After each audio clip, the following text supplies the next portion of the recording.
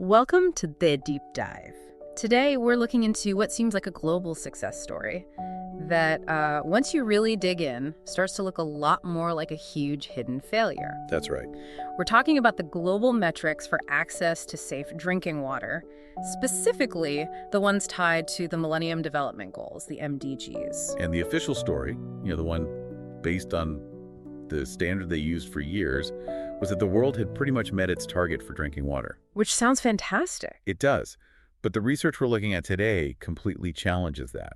It suggests that by focusing only on, let's say, infrastructure. On pipes and wells. Exactly. Yep. By focusing only on that, the official numbers overlooked more than 1 billion people. People who were getting water that just wasn't safe to drink. Over 1 billion. That shift in understanding is really our mission for this deep dive. Right. We need to unpack this difference between an improved water source, which is an infrastructure metric, and actually having safe water. Which is a whole different ballgame. It means quality testing, risk assessment. We're moving the conversation from counting pipes to, well, testing for pathogens. And to do that, you have to start with the old rules. Right. So let's get into the standard that was used for years by the WHO and UNICEF, their joint monitoring program, the JMP. Mm-hmm. The MDG indicator was incredibly simple on the surface. It was just the proportion of households using water from an improved source.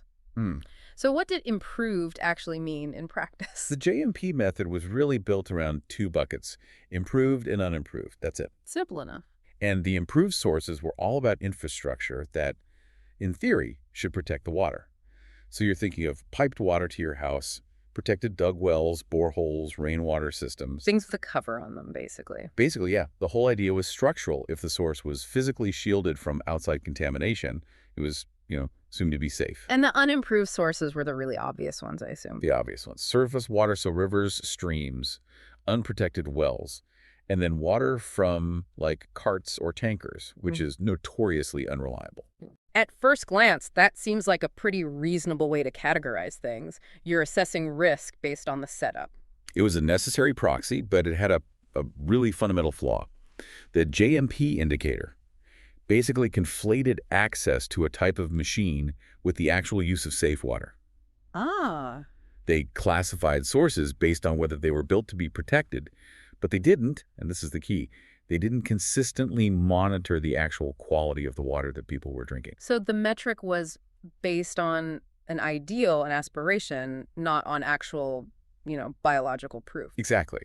And to be fair to them, they were kind of stuck. How so? When the MDGs were first being put together, that kind of national scale water quality data, it just didn't exist for most of the world. They had to use source type as a stand-in, as a proxy for safety. But that proxy is fragile. Extremely. It means any breakdown, any lack of maintenance, poor sanitation nearby, a failure in governance, any of that, and the official statistics immediately become wrong. And that's the gap this new research wanted to fill. Okay, so if the old metric wasn't working, the researchers had to find a new way. How did they adjust those estimates? How do you move from just classifying sources to getting real hard testing data?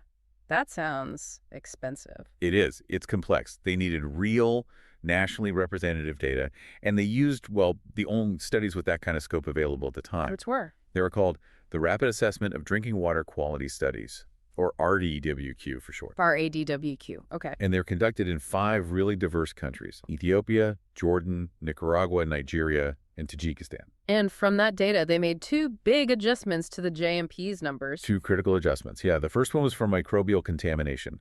They went out and tested water sources for thermotolerant coliform bacteria, or TTC. And TTC is not good. Not good at all. It's a really strong indicator of fecal contamination. A source was only counted as safe if it tested negative, so less than 1 TTC per 100 milliliters. It's a very, very strict line. No wiggle room. And the second adjustment? That one tackled sanitary risk.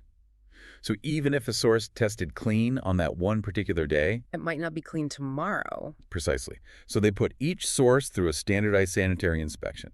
They were looking for physical risk factors for future contamination. What kind of things? Things you might expect.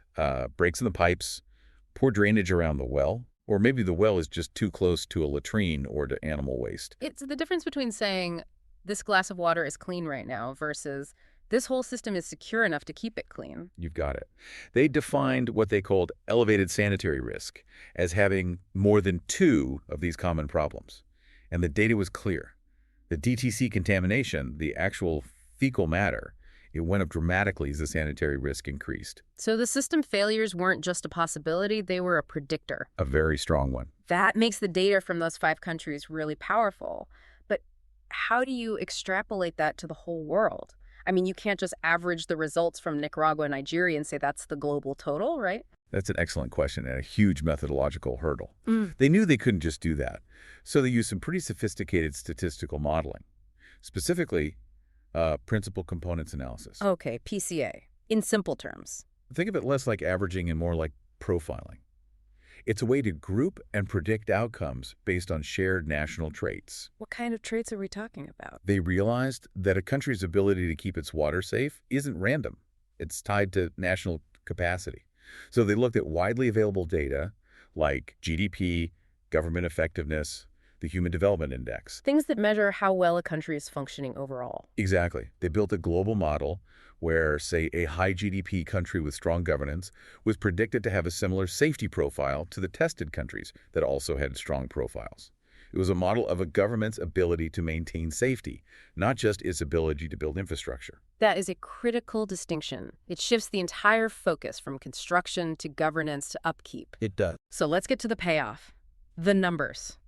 The revised reality of water access after all these adjustments. This is where the story completely flips. If we look at the data for 2010. Okay, 2010. The official JMP estimate, the one based only on infrastructure, said that 783 million people were using unimproved sources. Right, which was about 11% of the world's population. But the study's estimate, after accounting for fecal contamination, It suggested 1.8 billion people were using unsafe water. That's 28% of the global population. wait, 1.8 billion? Billion. The number of people without safe water more than doubled. That means, my God, over 1 billion people who the world was counting as a success story People using an improved source. were actually drinking contaminated water. That's not a small error. That's a staggering failure of measurement. And it completely moves the goalposts for the MDGs. The 1990 baseline for people without safe water jumped from 23% to 37%. So instead of claiming victory in 2015, This target was actually missed. by a lot, the study projected an 8 percentage point shortfall. That's 680 million people who were left behind, even with the infrastructure in place. And that's just based on the one contamination test. What happens when you bring in that other factor, the sanitary risk assessment? It gets even worse. If you use the strictest definition of safe, so the water has to be uncontaminated and have low sanitary risk. No ticking time bombs. Right. Then the number of people using unsafe water jumps to 3 billion. 3 billion. Yes. An extra 1.2 billion people were getting water from sources that, while maybe clean that day, were at high risk of being contaminated at any moment. So we've shifted from a problem of not enough wells to a much harder problem of poorly managed systems and constant risk. And that brings us to the really critical context, Yeah. which is that even these massive numbers are probably underestimates, How could they be underestimates? because the researchers had to make a few assumptions that, if anything, are optimistic. Tell us about those. What are the unseen dangers? The biggest one is what happens after the water leaves the source. It's called post-source contamination. You mean in the bucket on the way home? Exactly. The study had to assume that no contamination happened between the well and the cup. But anyone who works in this field knows that's where a lot of contamination happens. People carrying water in dirty containers, storing it improperly at home. That's a huge variable, especially for any system that isn't piped directly into the house. It's massive. Yeah, And the second issue is transient contamination. meaning it comes and goes. Exactly.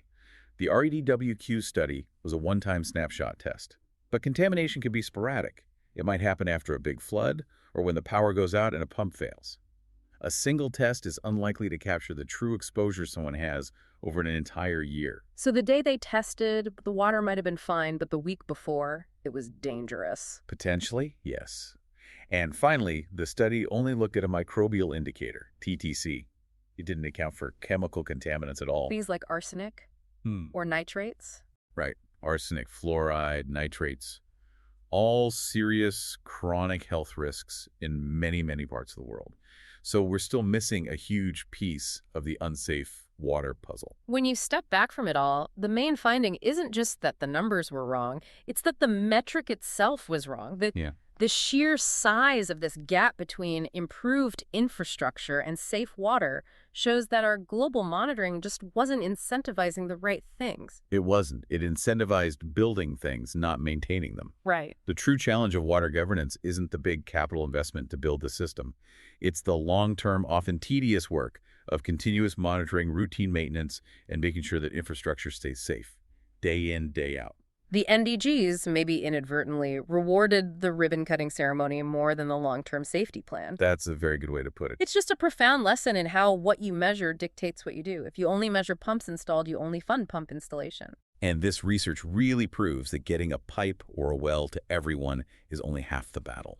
The demand now for targeted evidence for effective policies that actually prioritize safety that has to rise to meet the infrastructure gains we've already made. So here's a final thought for you to consider. If using the term improved access allowed global leaders to claim a victory, and maybe shift attention away from the much harder work of water safety, what is the true cost of it? The cost in human health and economic loss and lost trust of relying on a metric that just doesn't capture reality? And what new metric could we possibly adopt that is so much harder to